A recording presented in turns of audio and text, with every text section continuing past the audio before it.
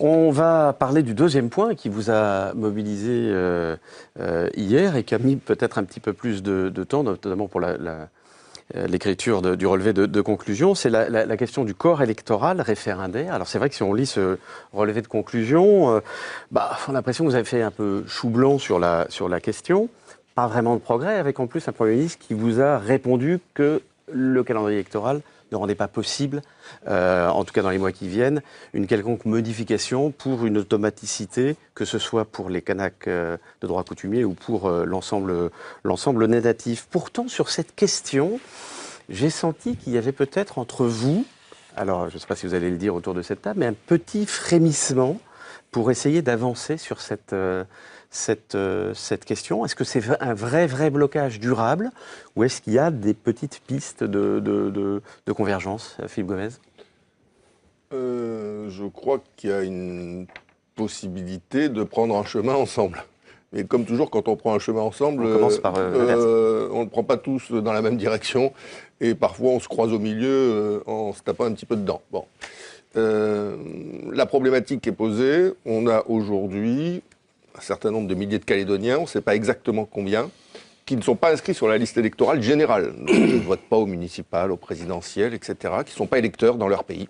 Et donc, de ce fait, qui ne sont pas inscrits sur la liste électorale référendaire et qui ne pourront pas voter au référendum de 2018.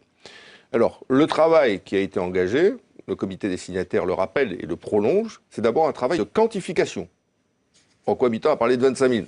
Je ne crois pas du tout aux 25 000 de Rocco-Habitant. Donc, il y a 4 fichiers qui sont en train d'être croisés.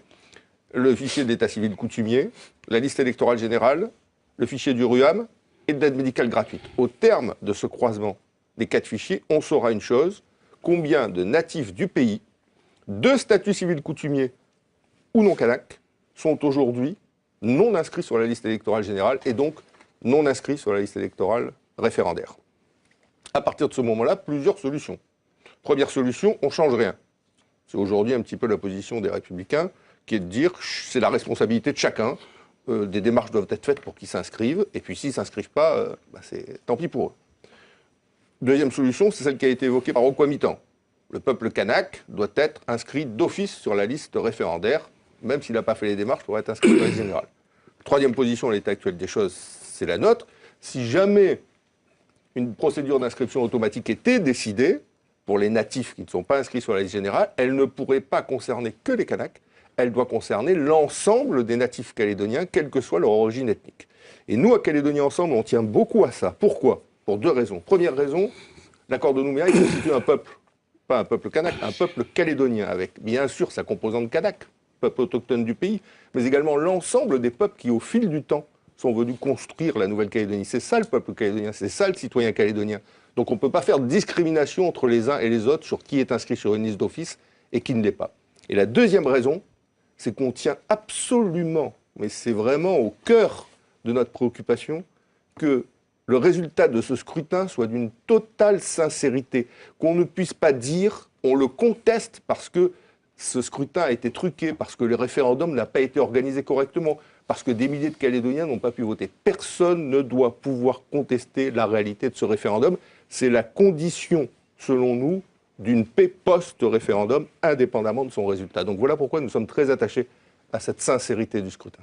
Nous sommes pour le respect des principes généraux du droit français.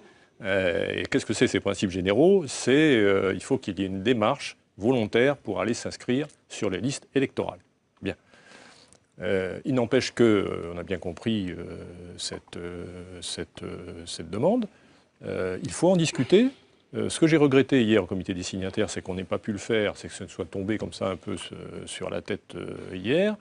On aurait pu probablement déjà débroussailler un peu le terrain avant d'arriver, et puis peut-être... voilà. En tout cas, si on sort effectivement de la démarche volontaire, effectivement, nous rejoignons les propositions qui ont été faites par Calédonie Ensemble. Il faut une véritable égalité entre tous les natifs de Nouvelle-Calédonie. Parce que, vous savez, il y a 2 termes que je reprends dans le communiqué, là, hein. La sincérité. Et la sincérité, c'est que, au moment de cette consultation, que chaque Calédonien qui va s'exprimer soit libre de son vote, et qu'il n'y ait pas de pression sur lui. Donc c'est pas tout à fait la même chose. Hein. Et la légitimité, c'est autre chose. Effectivement, la légitimité, c'est que le résultat ne soit pas contestable. Mais la sincérité, ça concerne les individus, chacun des individus.